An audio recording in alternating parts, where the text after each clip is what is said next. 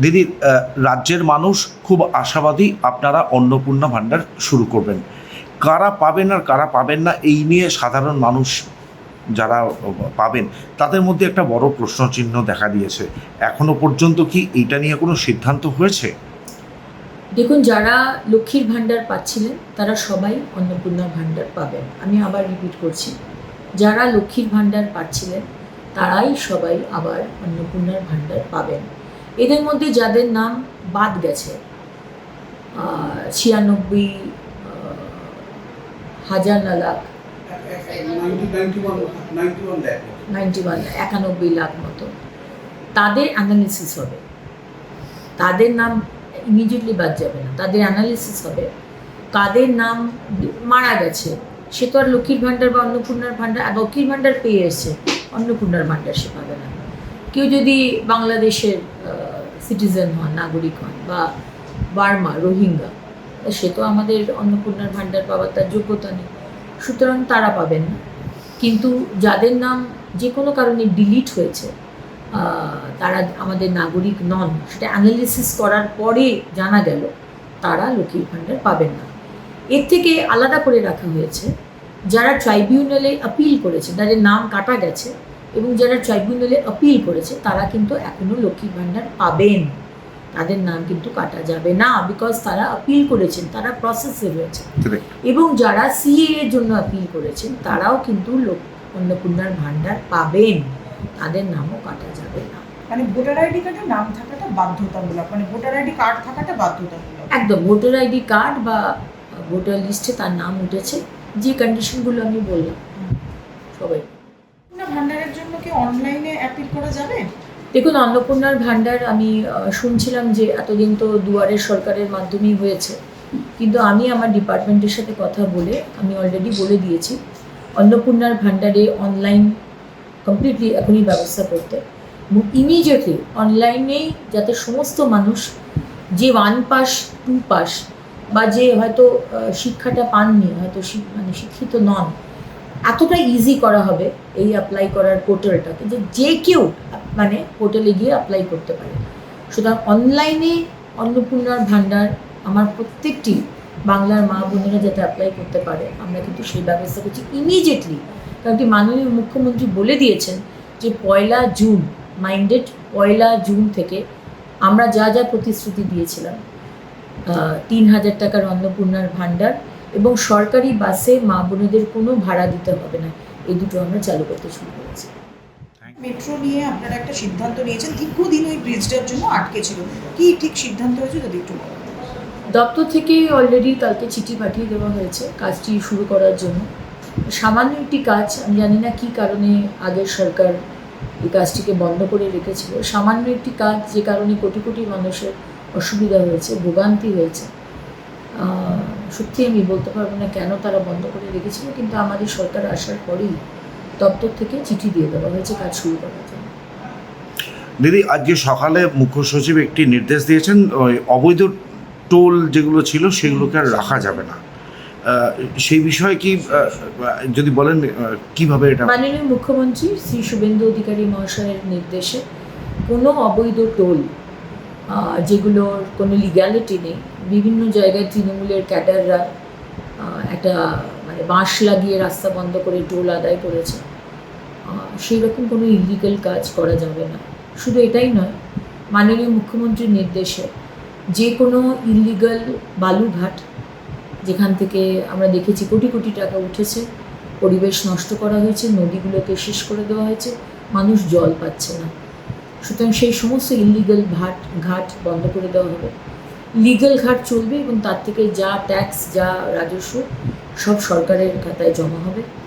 এবং same illegal কোল mines, কয়লা খনি, যারা বিভিন্ন টিএমসির ক্যাডাররা, নেতারা, মন্ত্রী টন্ত্রী সব চালাতো, সেগুলো সমস্ত বন্ধ করে দেওয়া হবে। শুধু লিগাল যে কোল মাইন্স সেটাই চলবে এবং তার সমস্ত রাজস্ব সরকারের খাতায় জমা হবে।